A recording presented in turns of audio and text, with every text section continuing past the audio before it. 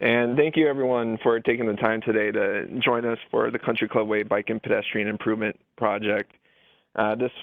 These third round of public meetings will be an update on the 60% design, and Laura already introduced our design team to you, so they'll be going more in depth on our actual 60% design as well as our public art and landscaping and everything related to the 60% design. But for those who weren't able to join us in our previous couple rounds of public meetings this year and in 2020, I will be giving a brief overview of this project and some project history, and then I'll go ahead and hand it over to our design team. So this project, the Country Club Way project, is a 3.5-mile project starting on the south end at Warner Road at ASU Research Park and connects to the US 60 pedestrian bridge on the north.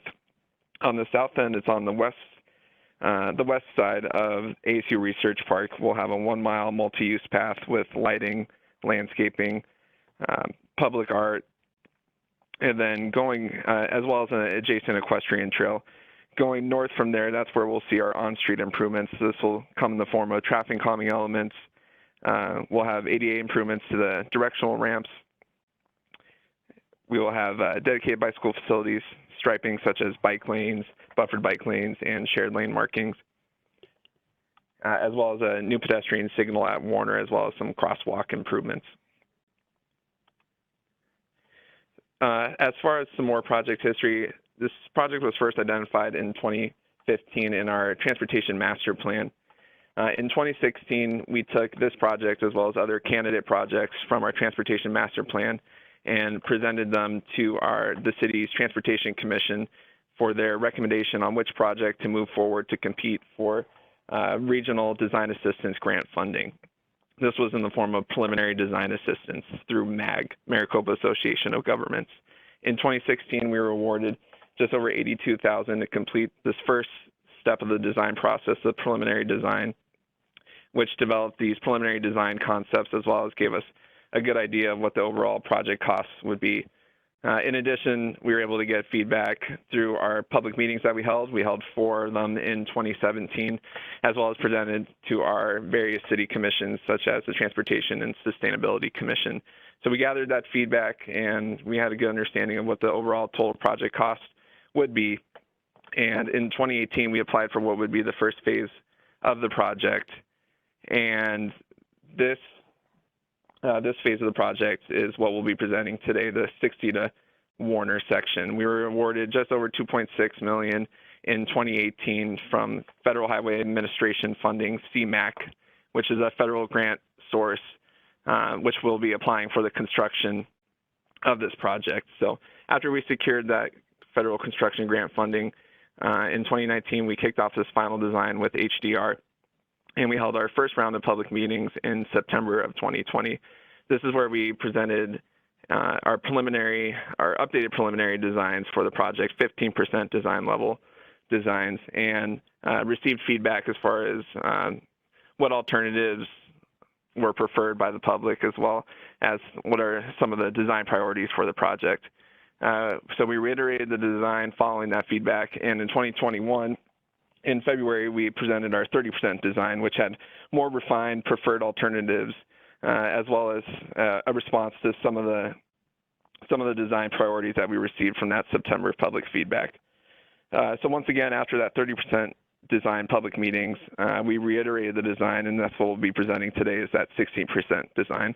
And on the top, you'll see some of our images from our initial preliminary design public feedback that we received in 2017. So on our previous round of public meetings, we had 47 people attend those virtual meetings, and we received 56 unique responses. On the bottom is just cycling through some cross-section views of what those preferred alternatives ended up being for the whole 3.5-mile corridor. These are the cross-sections that Ray Carranza from HDR will be going more in depth later on in the presentation. Also at this time, the city undertook an RFQ process, a competitive process to select an artist who would integrate public art into this project. We wanted to get the artist early on in the design phase so that the art would be integrated into the design documents for the project. So following a competitive process through a selection panel of Tempe residents and stakeholders, Bobby Zakaitis, who will be presenting his public art concept today, was selected and has been working with our design team to integrate public art into this project. As far as some other feedback that we received from this 30% design, this is a list of common themes from duplicated responses that we saw some of these trends in the comments. So first being the overall desire for more shade in the project, whether that was from trees or man-made shade. The inclusion of drinking fountains, another consideration that was commented on was the accommodation for water bowls for pets as well. So that's something that we will be including in this project. Landscaping that's native and drought tolerant, and also landscaping that wouldn't present a hazard to bicyclists, such as leaving thorns or needles on the pathway or is otherwise messy. In addition, there is consideration from our Sustainability Commission and through our public comments that there would be high quality shade. So shade not only from the top canopy, but also the implementation of vertical shades that would help with the afternoon sun. There was another common theme, including the separation of vehicles from other modes. And then finally, we had these top 3 priorities. These were the 3 strongest priorities as an average of the 56 responses, which include having those dedicated bicycle facilities, traffic calming, as well as landscaping.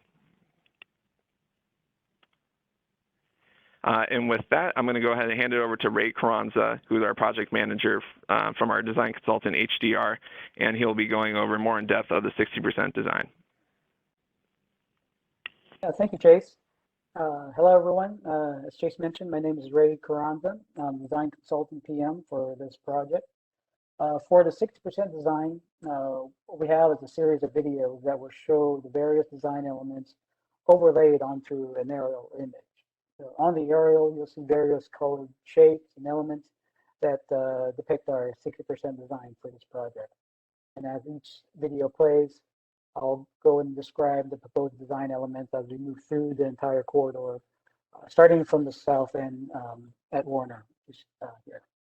The first video we're going to look at is the Warner to Elliot segment.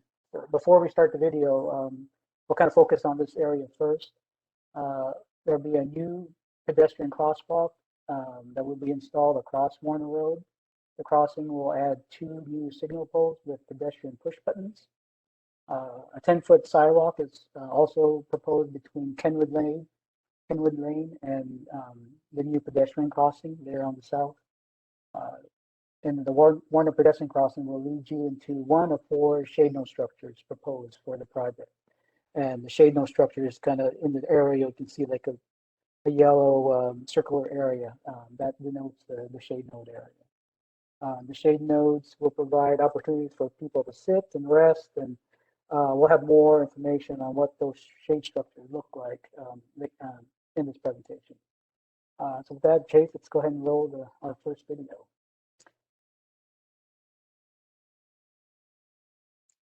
So as we move north from Warner, this is the start of our multi-use and equestrian path segment. The equestrian path will be adjacent to the existing block wall, and then the multi-use path will be on the east side of the pedestrian path. Both the equestrian and multi-use path will be 10-foot wide with landscaping on both sides of the path. Lighting will be provided for the multi-use path and will be located in the landscape area between the equestrian and multi-use path. Along this segment, there are 2 community connection points to the multi-use path, one at Benedista Drive and the other at Citation Lane. I believe we are approaching the first connection point right there at Benedista Drive. These paths will be constructed within the 40-foot, the existing 40-foot public utility easement. And both the equestrian and multi-use path will meander in this area due to various above-ground utilities that we're trying to avoid. As we continue north, north of Citation, the Citation connection point, which is right there, we have our second node, shade node structure. And in this segment, the third shade node structure is located just south of Elliot Road. And as we approach Elliot Road, the equestrian path will end, and the multi-use path will connect to the existing sidewalk along Elliot Road. There is a new driveway proposed on the north end, which will directly serve an existing maintenance road and facility at this location. The shade node structure that was closer to Elliot did move since the 30% design. It moved further south. One of the reasons that that's moved is due to just making more room for that maintenance road there on the north side. Next slide, please. For this next slide, we'd like to present the additional path elements that we were proposing. So kind of touched on it on the segments, but these pictures kind of depict what other visually what those amenities or lighting elements would look like. Starting with the three smaller pictures on the upper right-hand side. The one on the smaller one there in the upper middle part is a drinking fountain. Based on previous feedback received, it's not pictured here, but we'll be pursuing drinking fountains that can accommodate dogs. And the two smaller pictures on the right there, the shade node structures are planned to have bike racks or bike repair stations. And those are the ones that's pictured there on the upper right-hand side. For lighting along the multi-use path, it's planned to utilize solar energy. So our project will utilize shorter poles. It's the pictures here will differ slightly from what we were proposing. We'll have shorter poles with back shields to kind of help reduce the backlight from the multi-use path. And the lighting will also be designed to provide a tighter light distribution pattern, which will focus the light on the path itself, which will help further reduce any backlight. And there are two areas that we're planning to use the pedestrian lighting. First area is what we just covered, the Guadalupe to Elliot segment. And the second area is north of Shutterfly Way to the Western Canal, where there's an existing multi-use path where we're going to, which we'll cover later in the presentation. And at this time, I'd like to hand it over to Bobby, who could present more information on the shade node art concepts. Bobby? Hi guys, my name is Bobby Zakaitis. I'm a sculptor working in Tempe. They brought me on after the 30%, and so they had already drawn a circular shade node that has been mentioned a few times. And I, in the proposal, they wanted something that was engaging and maybe educational and also was unique to Arizona. And so I brought this concept of sundials into the project. And this image is going to be the floor dial, which is a contemporary sundial known as a spider dial, which incorporates what's known as the equation of time into each hour line. You'll notice the squigglies on the top side of this drawing. And if you think about what your ideal of a sundial is, they're normally straight lines. Well, this dial, given contemporary construction techniques, will actually tell civil time, or the time that your wristwatch or your cell phone shows, with no recalibration. And then if we go to the next slide, there's going to be 5 total sundials on the shade structure.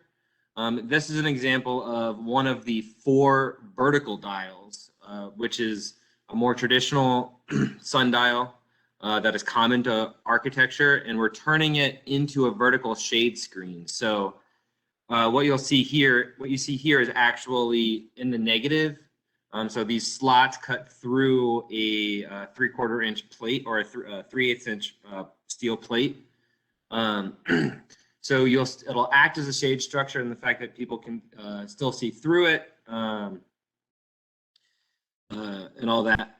But each vertical dial has to be calibrated to its orientation. And so this one is labeled south. The other three are point southwest, northwest, and north-ish. But with that, the whole shade structure becomes actually a fairly interesting timepiece. And there's 4 of these, again, spaced out over the entire length of the project. If we go to the next slide, we have a sketch of how this will all work together. In this sketch, the vertical dial is in those 3 sections, but they should be in, there's an open section. Anyway, and then you see on the floor, we just have it marked with numbers on the sketch, but then we'll also have benches, so there'll be some interplay between the surfaces that things are on, which will hopefully allow for a sense of discovery when visiting the site. And then I think that's all my slides, Ray. Yeah, thank you, Bobby.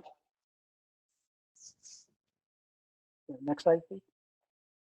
Now we'll hand it over to Jason Harrington. He's going to kind of go over the landscape elements around the shade notes. Jason? Thanks, Ray.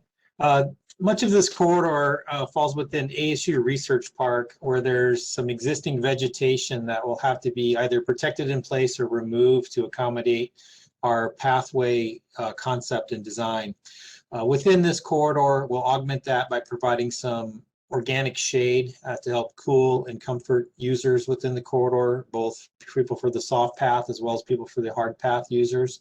Our shade structures also provide a cooling element with overhead shade panels, as well as the low angle shade panels that Bobby had described. Our comfort nodes are strategically located so that they provide an opportunity for about a quarter-mile walk for spacing. That's about 15 minutes in terms of normal people pace. And it provides comfort and refuge from our Arizona climate. There'll be a drinking fountain with a pet station available at those, as well as litter receptacles, integrated seating, lots of cool low-impact development or green infrastructure features as well, where we're trying to rainwater harvest within the plaza space there, as well as some of the rooftop elements themselves will have some green infrastructure features to it. Next slide. Our landscape palette has been coordinated with the City of Tempe arborist, and we're looking at low maintenance plants that have no protrusions or any elements that would cause any harm for any of the potential users of the pathway. We're looking at very low water use plant materials, either native or adapted to our climate. Ones that maybe offer a bit of color as well for some vibrancy to help create some visual interest within our corridor as well. Our landscape palette is not limited to just the ASU Research Park. There are some bump out areas along the corridor where we have some traffic calming landscape areas offered. And at the north end of our project limits at Cole Park, we'll be doing some minor landscape improvements as well. With that, I'll pass it back to Ray.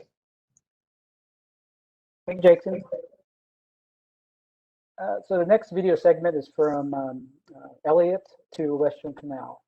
And before we start this video, we'll focus on the intersection since there's a lot of information to kind of cover in this area here. So we are installing a new crosswalk on the west leg of the intersection. Modifications to the existing traffic signal will include push button poles on the northwest corner and also the southwest corner, and a bike push button on the northwest corner. So once we move to the videos, you'll kind of see this more clearly, but the striping concept has been changed from the cycle track that was presented previously at the 30% design to buffer bike lanes. So the reason for the change was due to the cycle track configuration did not provide the adequate turning movements for fire trucks wanting to turn right on northbound Shutterfly. So for this reason, it was changed to kind of the buffered bike lanes striping concept. And another reason why we changed it was, in the cycle track configuration, the large trucks would encroach into incoming lanes. So this is another reason why the bike lane was the buffer bike lane was chosen. At the northwest corner of the intersection, the ramp will be reconstructed to provide directional ramps and also avoid impacts to an existing SRP transmission pole on the northwest corner. Case, let's go ahead and roll that video. Yeah, Ray, just one side. I just noticed too on the video, it looks like the other crosswalks are kind of grayed out, but just for everyone's information, there will be crossing opportunities on the west side as well as east side of Shutterfly Way. It just looks like on the PDF we had an issue with showing that white line, but we are proposing having crosswalks on both sides of Shutterfly Way as well as obviously across. But yeah, I will start the video. Yeah. No, thank you, Chase. Yeah, thank you for pointing that out.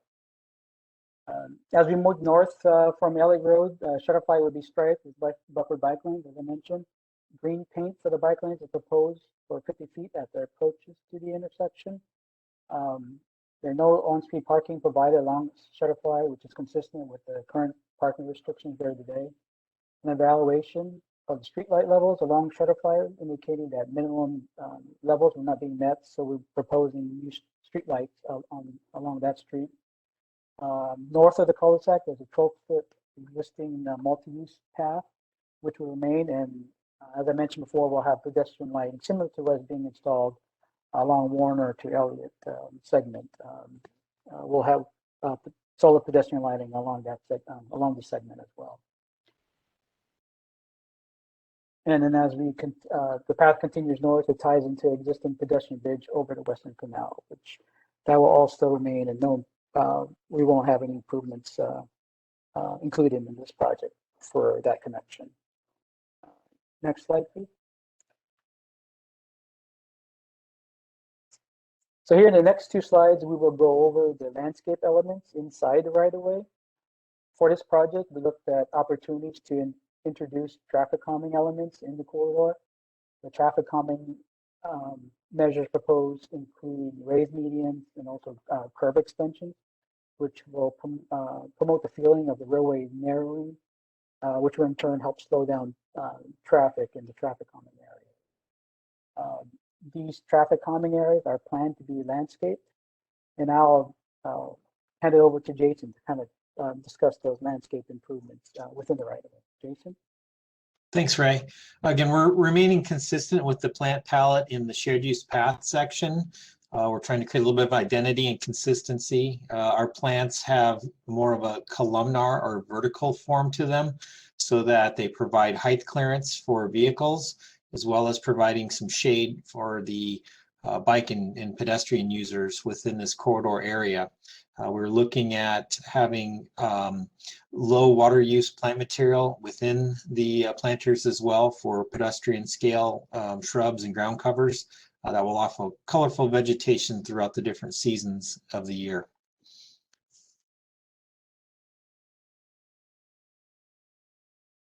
We'll be doing that in a couple of different areas. We've got a splitter island here just south of Guadalupe proposed, allowing for traffic movement into the church, but offering traffic calming and again, providing that median landscape with some shade opportunities. And another area near Baseline. Next slide. Thank you, Jason. Sure. So the next video is the Western Canal to Guadalupe segment. Yeah, we can go ahead and roll that video. As we move north from the Western Canal, Guadalupe will be, Country Club Way will be striped with buffered bike lanes. Parking will be allowed on the east side only. This section had no changes from the previous presentation at 30%. The existing sidewalk ramps in this segment are proposed to be reconstructed to be ADA compliant. There is residential block wall on both sides of the segment. And as we approach the Guadalupe intersection, we have 2 raised medians that will serve as a traffic calming measure, as mentioned previously, which you can see here. Green paint for the bike lanes will be used for the north and south legs of the Guadalupe intersection. And at the Guadalupe intersection, relocation of the existing mast arm poles and additional push buttons will be added for ADA compliance. And then last thing I want to note here is the sidewalk ramps on all 4 corners at the Guadalupe Road intersection will be reconstructed to meet current city standards and for ADA compliance. Next slide, please.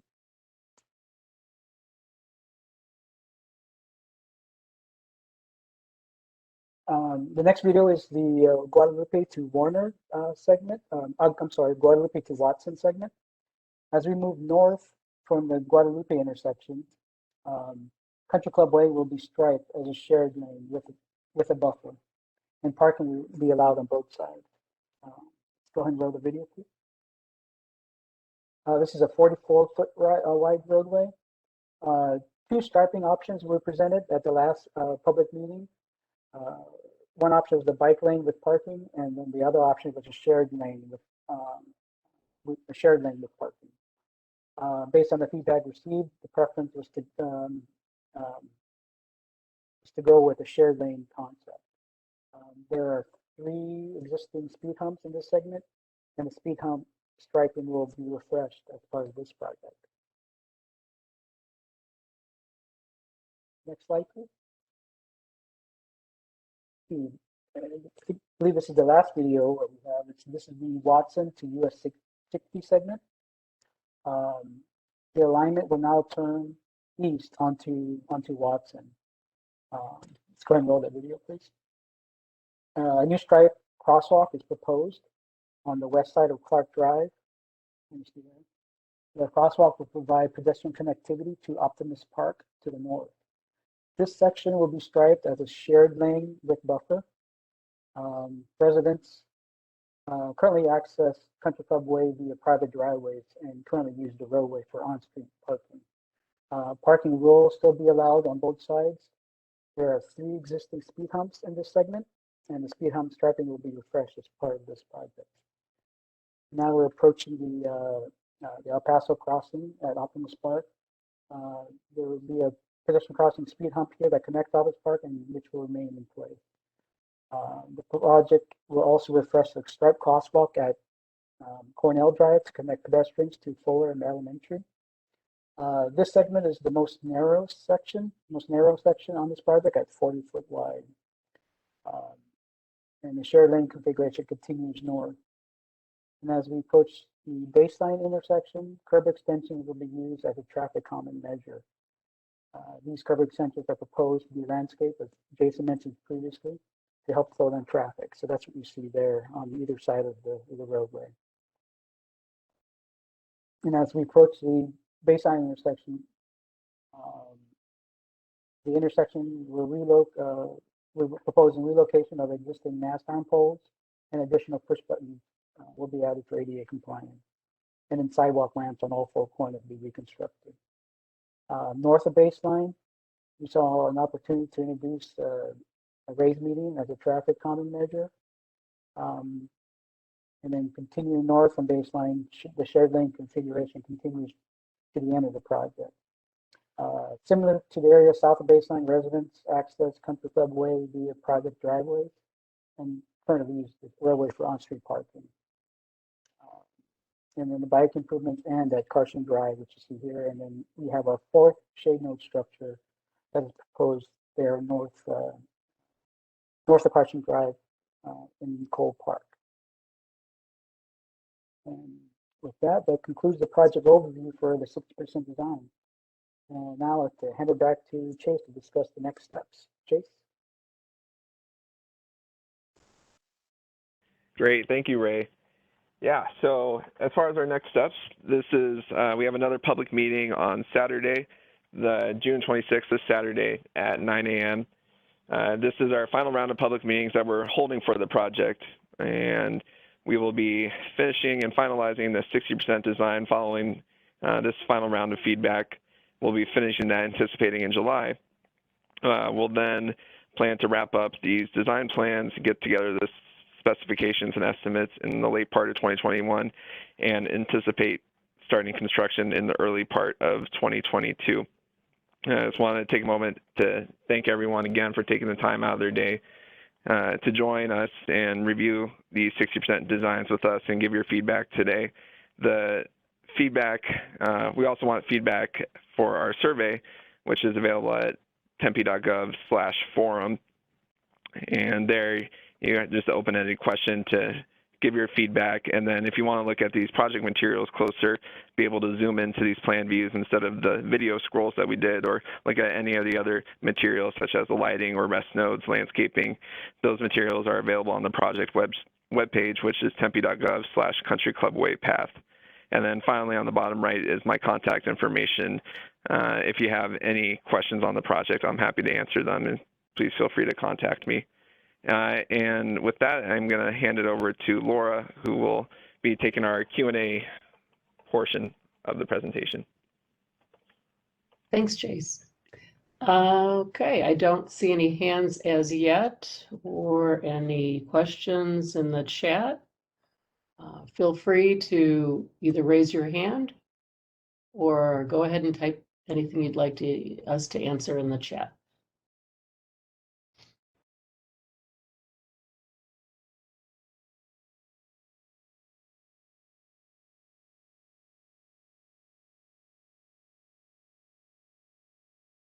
Oh, we have a question.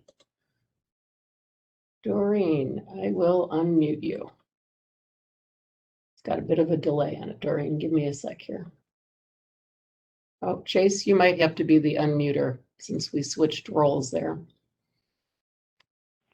Okay, hold on one second. Yep. I'll go ahead and take back the role. Yeah, maybe that'll be easier. Let me try to hand it off to you real quick here. Yeah, I got it. Yes. Okay, hold on one second. Okay, Doreen, you just got promoted to panelist as well. So go ahead and ask your question, Doreen. Does that work for you, Laura? Yeah. Okay, I'm unmuted. Hi, this is Councilmember Doreen Garland, and I love the presentation. Thank you very much. This is the, I have just one question though. So will the roads that you're working on be repaired before the stripes go on?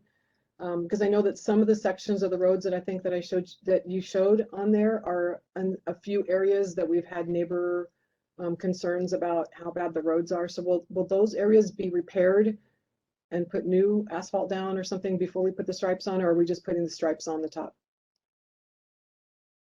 This is Ray Carranza. I can answer that. From Guadalupe south, so from Guadalupe to kind of the Western Canal area and also along Shutterfly, those areas will be mill and overlaid. That's what we're proposing for the 60% design. And it's my understanding, like the areas north of Guadalupe along the alignment will be, I believe that's scheduled for another project to do pavement preservation.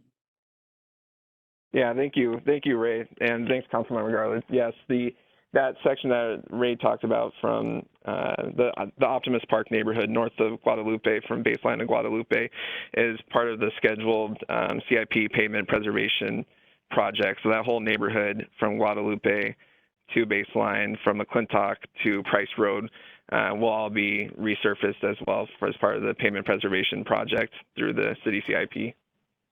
Okay, that's great. Well, I love your designs and I love the idea of making it easier for cyclists to get from down south where I'm at to other parts of the city. You guys have done a great job. I really liked it, and thank you so much for the presentation. Yeah, thank you, Councilmember, for attending. Okay, we have a question. It reads, the sundial artwork is very cool. Will there be any interpretive info at the rest nodes describing the sundial artwork? Bobby, you want to take that one? Yeah, a component of sundials is normally the equation of time, which is there's two ways of graphing it. One is a figure 8 and one is a traditional line graph. And it's normally on a traditional sundial with straight lines, so our vertical dials, you'll have, depending on what month, you'll have to add or subtract time, like 3 or 4 minutes to get civil time. What they display is called solar time. And so there will be a little display of the equation of time, and which has a visual layout of the explanation of that process so that people can see the difference between the contemporary spider dial on the floor and the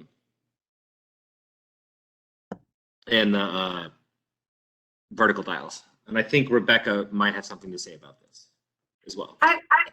I was just going to jump in. Hi, this is Rebecca Rothman with the Public Art Program. I was going to jump in and just say that we're working really closely with Bobby, and as the project comes into further completion, that we will have some very small but interpretive signage that explains the name of the art component with his name and a little bit of information that will help people along the way understand how to use this artwork or how to view it in the way it was intended.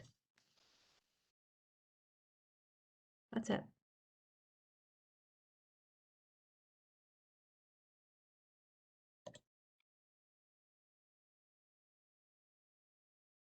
Thanks, Rebecca. Anyone else have questions, comments, things they'd like to add?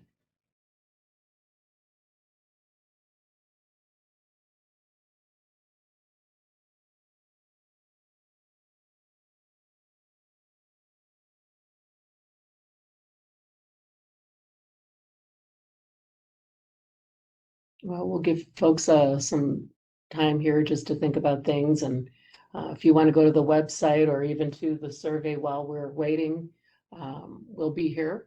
We're here to answer your questions. We'll stick around till 1 o'clock either way.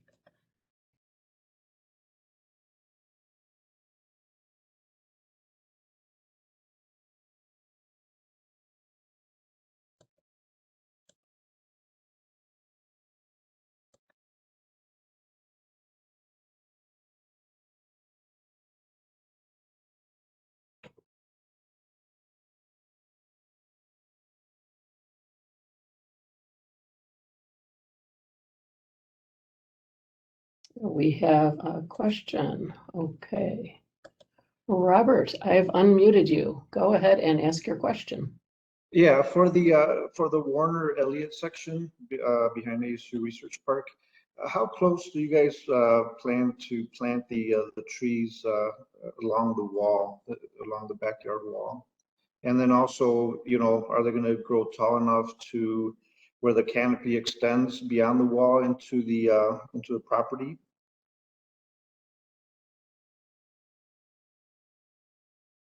I'll take that one, Ray. Yeah, we worked with the city's arborist on selecting the appropriate type of plant material that won't damage or disturb the existing walls that are out there. They will provide shade, much like the ASU trees that are out there providing right now. Depending upon the position of the pathway, some of those trees may be as close as maybe 5 feet or so, is what I'm guessing. Ultimately, the contractor, when they lay them out in the field, will have to have approval for how close they can actually get to the wall itself.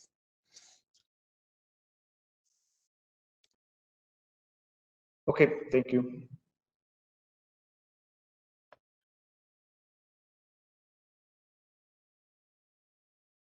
Thanks for that, Robert. Anybody else have a question?